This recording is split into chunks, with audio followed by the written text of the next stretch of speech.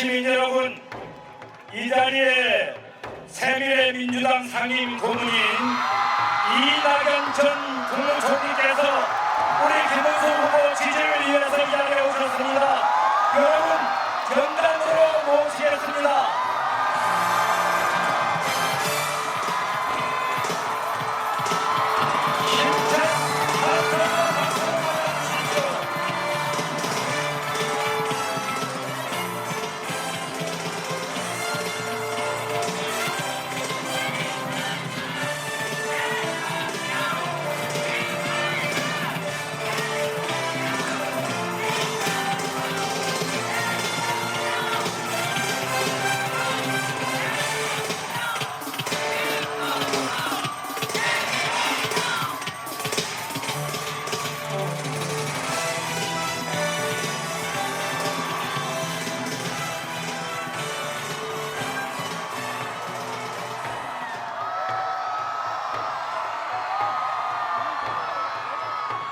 여러분, 이재명 괴물 독재 국가를 막기 위해서 우리 새미래민주당 상임고문 전 국무총리 이낙연 총리께서 오셨습니다. 여러분, 다시 한번 큰 박수 부탁드립니다.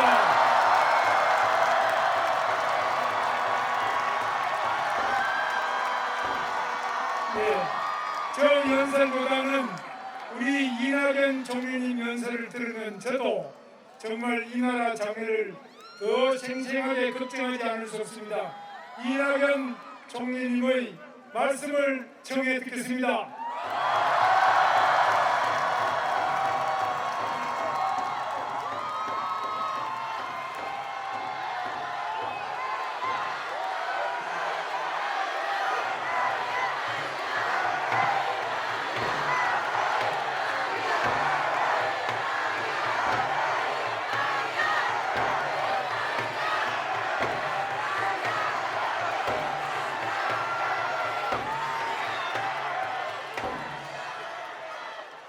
여러분 안녕하십니까?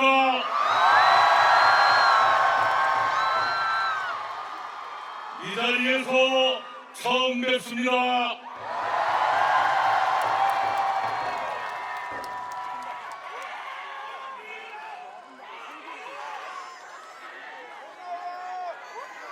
여러분 이해하시겠지만 제가 이 자리에 조금 어렵게 왔습니다.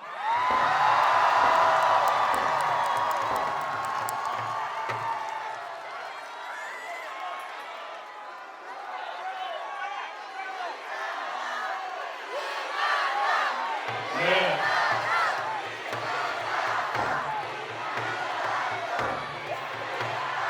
여기 있으니까 부르지 마세요.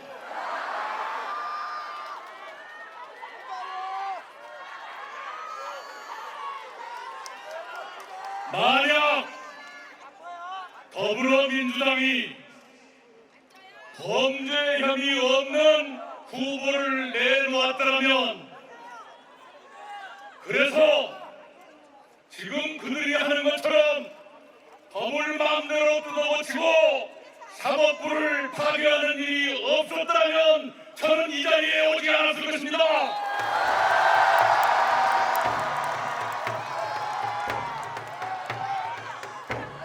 그러나 민주당은 12개 범죄 혐의를 하나도 해결하지 못한 후보를 내놓았고, 그 범죄 혐의를 모두 지우려고 법을 뜯어고치고 사법부를 무너뜨리기 때문에 제가 이 자리에 오지 않을 수 없었습니다.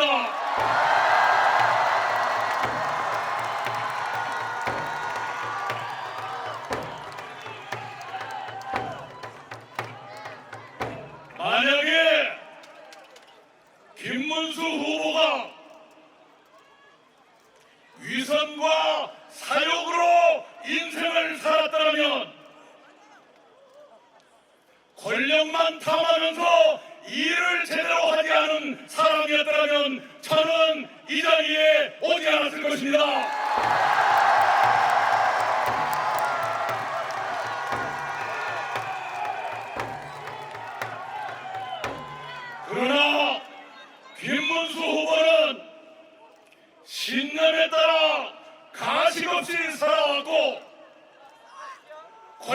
일을 탐하지 아니하고 서민과 같은 눈높이에서 이 일을 제대로 해온 사람이기 때문에 제가 이 자리에 왔습니다.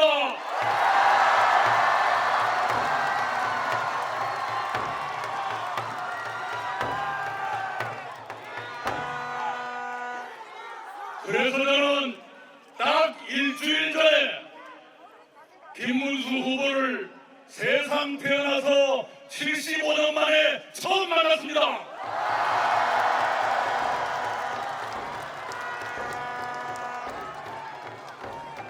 우리 두 사람은 대한민국의 운명에 대해서 많은 것을 공감했습니다. 이대로 가면 대한민국이 괴물 독재국가로 빠질 수 있다는 우려를 공유했습니다.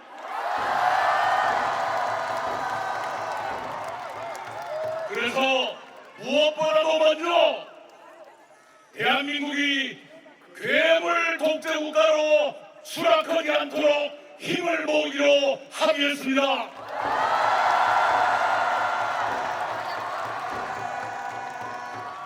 나아가 우리 두 사람은 국민 통합을 위해서 공동정부를 구성해 운영한다는 데 의견을 같이 했습니다.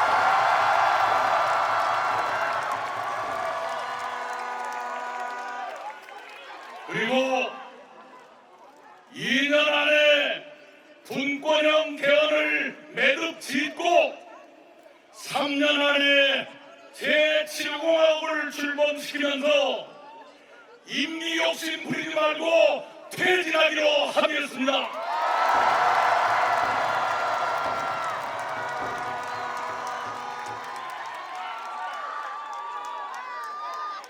그러나 민주당은 임기를 줄일 생각이 아니라 늘릴 생각을 하고 있지 않습니까?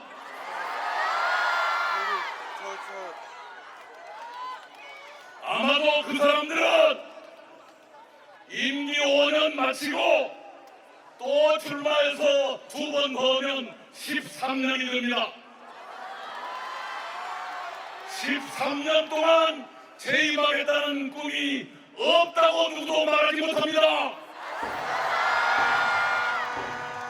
그렇게 되면 7공화국 출범은 영영 미뤄지고 우리는 이 상태로 계속 암흑 같은 세상을 살게 되는 것 아니겠습니까?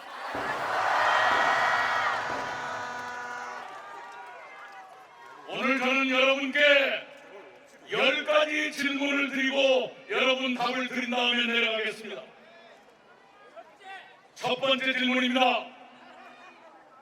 우리는 대한민국의 순탄한 발전을 위해서 빨리 개헌을 매듭짓고 임기를 3년 안에 끝내서 다음 대통령 선거를 총선과 동시 실시함으로써 지금 같은 임기 불일치에 따른 손실과 혼란을 없애고자 하는데 그렇게 하기 위해서 누구를 뽑아야 되겠습니까? 김문수!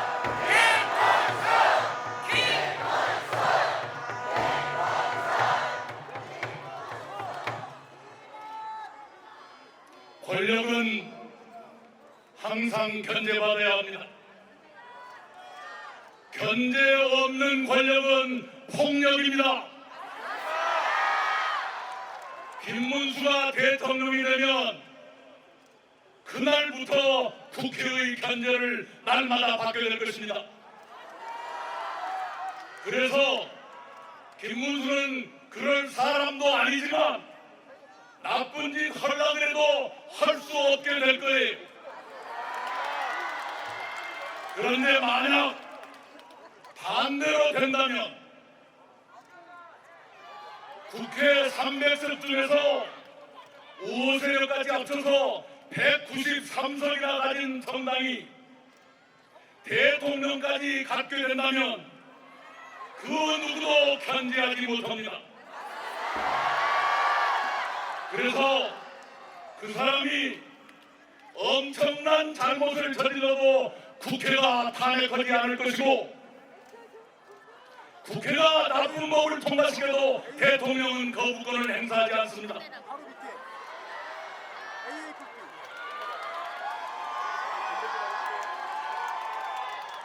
권력의 견제가 없으면 이런 불행이 생기는 겁니다. 여러분께 두 번째 질문 드립니다. 권력을 견제받게 하려면 누구를 뽑아야 됩니까?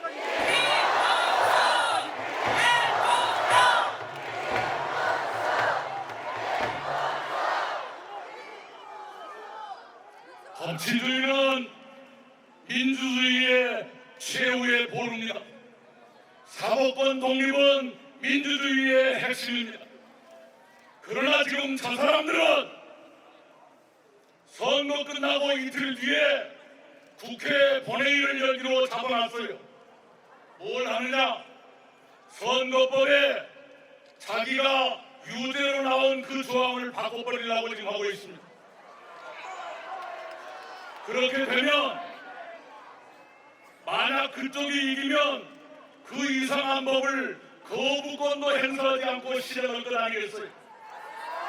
그러면 대법원은 유죄 파기환송을 뒤집을 것 아니겠습니까? 그렇게 되면 법치주의는 누더기가 되고 사법부는 망가진 엉망진창 사법부가 될 것 아니겠습니까? 그렇게 되면 대한민국 민주주의도 골로 가는 것 아니겠습니까?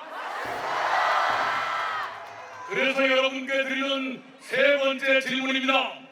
사법권 독립을 유지하고 법치주의를 지키려면 누구를 뽑아야 됩니까?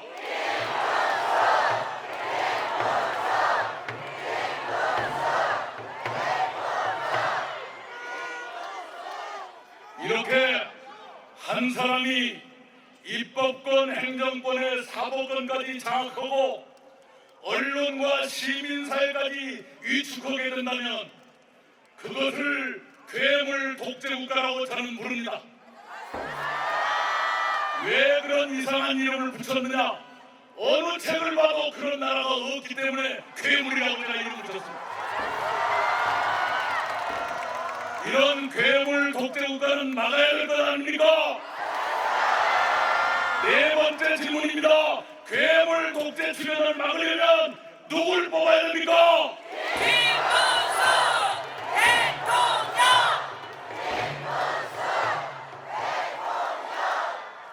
자, 지금 그 사람들은 자기한테 유죄를 선고한 대법관 10명을 내란 세력이라고 낙인 찍어놨습니다.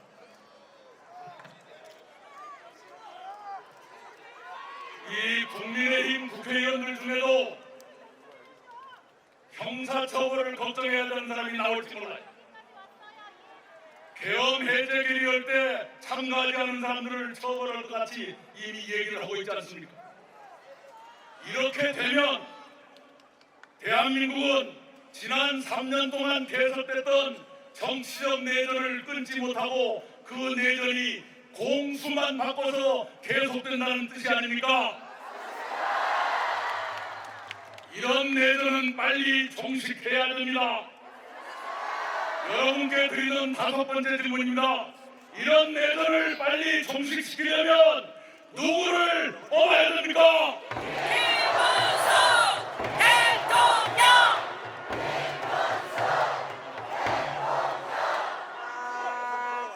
제가 10가지 질문을 드리겠다고 약속했는데 맞고 제 쪽으로 옵니다. 10가지 채울까요? 채우지 말까요? 압축하겠습니다. 지금은 세계 질서가 급변하는 시대입니다. 지난 80년 동안 우리가 익숙하게 살아왔던 그 질서가 뒤집어지고 있습니다. 이런 급변 시기에는 대외 정책이 안정되고 일관성을 가져야 됩니다. 즉흥적인 실언으로 동맹의 신뢰를 잃는다든가 그러면 국가적인 낭패 아닙니까? 대외 정책이 안정되고 신뢰를 유지하려면 누구를 뽑아야 됩니까? 번째 질문입니다. 경제가 어렵습니다. 일관되고 신뢰받는 경제정책이 필요합니다. 즉흥적인 돈풀기 정책으로는 경제를 망가뜨리기 십상입니다. 내실 있는 경제정책 일관되게 추진하려면 누구를 뽑아야 됩니까?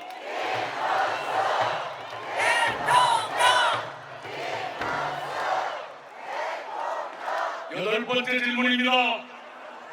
어떤 사람이 이 일을 제대로 할지 말지를 보려면 그 사람의 과거를 봐야 됩니다. 두 사람 모두 경기지사로 일했습니다. 그 비교를 손학규 대표께서 잘 해주셨을 거예요. 과거로 볼 때 앞으로도 이 일을 제대로 할 사람은 누굽니까?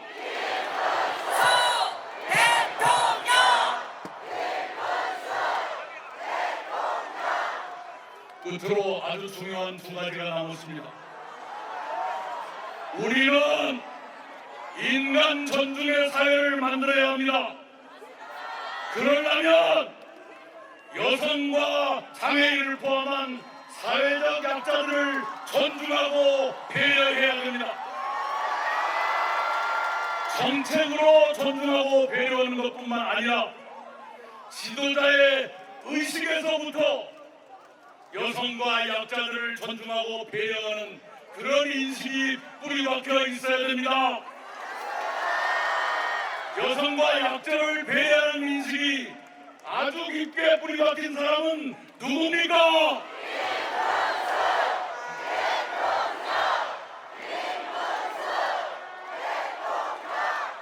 네, 그리고 마지막 열 번째 질문입니다. 우리는 제도뿐만이 아니라 대통령과 그 가족의 덕성이 어떠냐에 따라서 국가적인 불행이 올 수 있다는 것을 체험하고 살았습니다. 대통령과 그 배우자 그리고 자식들의 덕성과 절제, 이것은 국가의 명운에도 영향을 줄 수 있는 매우 중요한 사항입니다. 여러분께 마지막 질문드립니다. 후보 본인과 그 배우자와 가족까지를 통틀어 볼 때 가장 안심되는 후보는 누굽니까?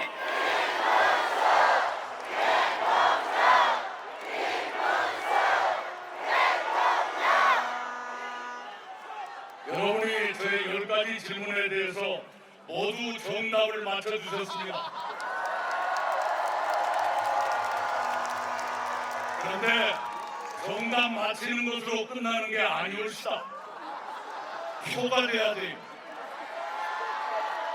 여러분 한 분 한 분이 내일 3명 이상씩을 투표소로 모시겠다고 저한테 약속해 주시기 바랍니다. 감사합니다. 이상입니다.